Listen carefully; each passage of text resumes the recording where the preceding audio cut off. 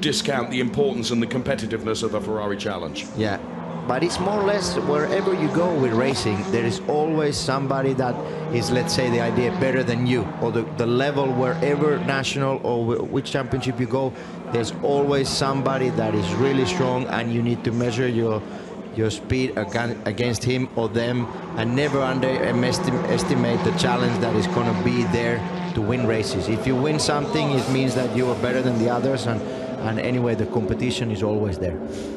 We're into the final 5 minutes of the race, and I have to say Adam Carroll is looking perhaps more comfortable now, but Nicolo Schiro is really not looking comfortable as Björn Grossman. He's got to have a problem, hasn't he? Because Björn Grossman just went by him as if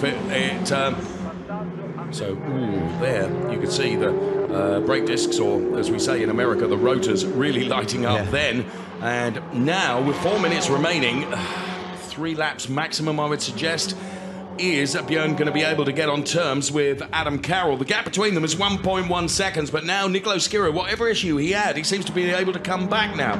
Could it have been that Nicolo made one of those rare, uncharacteristic mistakes? The overtaking looked pretty easy. Looked like Grossman had way more speed, like Schiro had a gear issue or misshift or something. Just the speed dropped quite a lot on the straight line, and the overtaking looked way too easy and too early on the straight line. Normally you overtake at the braking zone. Right. This was half distance. Now we risk another safety car, and let's see if the race is over. Oh no, I think you could be right, because where that car is, and that's the car of Ross Chwest, I believe. I think it's Ross Chwest that's beached, and where that car is beached, it probably means that for safety reasons they are going to have to throw a safety car, and with only 3 minutes remaining in the race, if a safety car was thrown now, I would suggest that it is the 225 car of Ross Chwest of Ferrari at Palm Beach, so I was right there with the marshals on the track as well. A yellow flag. So yellow flag at turn number 1, and the reason for that is they believe the car is far enough away, presumably, Tony? Yeah, that's possible. I was about to say that maybe the race director may call it just a yellow flag there, and the idea is that the car is in a safe place or not super dangerous place. Sure. That group of drivers had some action going on earlier. Yeah. A lot of change of positions and even some contact. So in the end, one of the drivers ended up in a gravel trap. Could this be the year, after so many years of trying, that Björn Grossman could take the world final? He's certainly closing in on Adam Carroll, Tony. He definitely has some speed, some serious speed, and he's been looking really strong after the restart under safety car, and he's been really pushing hard on his car on those Pirelli tires. So let's see if he has the enough speed to challenge Carroll. Carroll with a lot of experience, he knows how to defend, he knows how to defend in the right way. Yes. And also the yellow flag into turn 1 helps Carroll. Of course it does. Because this way Grossman cannot challenge him into the one of the best overtaking places. And some more contacts here. It was just a touch from Christian Overgaard. Reshaping there. Another challenge car. New aero balance. Ironically, that allowed his teammate Fredrik Aspersen to come through on him. Yeah. And so there we are, Christian Overgaard involved in that, and well, unfortunately out is the 424 car of Go Max following that contact. Angry driver. He is pretty cross about that. There's Louis Pretz.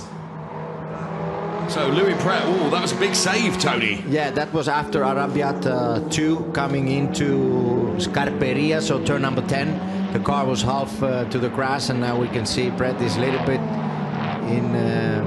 in difficulties with the grip level, and a lot of cars challenging him. Yes, both Thomas Neubauer and Chris Froggatt having gone through. Well, Chris Froggatt not quite, because Louis Pretz fights back here. The gap between P1 and P2 in terms of Trofeo Pirelli Pro is 9/10, and we're going to get one more lap, I would suggest, when they cross the timing line for the final lap. Of course, as Tony quite rightly indicated, sure enough, we go into the final lap through the best place possible to overtake. Turn number 1, we have a yellow flag, so clearly no overtaking there. Was that a mistake from Louis? Because I think it just ran wide at the exit of Arrabbiata. Those are the corners where you really carry a lot of speed, and then he lost the momentum a little bit, because then these cars, one car overtook him, and then side by side with another car, and cost these drivers just time. And here we see the leaders. The gap has been small, but Carroll is looking strong. Great fight to the flag. Well, both Adam and Björn are fair fighters, to be truthful, and whilst Björn would love to put the years of disappointment behind him of having been denied the world final win on so many occasions, he's got certainly a fierce opponent ahead of him, and Adam Carroll, as I said earlier on, has not put a foot wrong for the entire race as he climbs uphill now.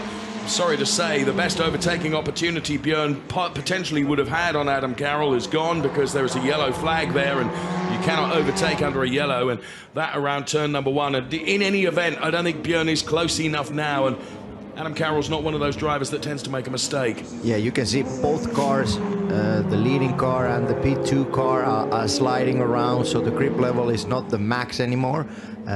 Drivers are really pushing hard, and yeah, this looks like a jackpot for Carroll. He looks really strong. One turn, one corner to go, and he's getting the flag. It's a long corner though, as Adam Carroll puts his car into that corner. Björn Grossman closes to as close as he possibly can, but I fear for the German driver it's going to be denied once again as Adam Carroll heads towards the checkered flag. He becomes the Ferrari Challenge Trofeo Pirelli Pro World Champion. Great race. Great racing, well done. Ahead of Björn Grossman, Nicolo Schiro, Fabian Volven, Thomas Neubauer, Louis Pratt and Chris Froggatt. Assuming nothing else changes, as always, we say a huge thank you to Tony Verlander. Thank you. It was a pleasure. It was a pleasure. Emanuele Maria Tabacchi, is he going to round out his season by becoming the Trofeo Pirelli AM champion? Yes, he does. Emanuele Maria Tabacchi becomes world champion for Trofeo Pirelli AM, ahead of Mathieu Weibo and Tommaso Rocca. So there is Emanuele Maria Tabacchi. And Adam Carroll then in car number 47, didn't put a foot wrong and actually kept his cool going into turn at number 1, and that's when he needed to keep his cool. What an extraordinary race.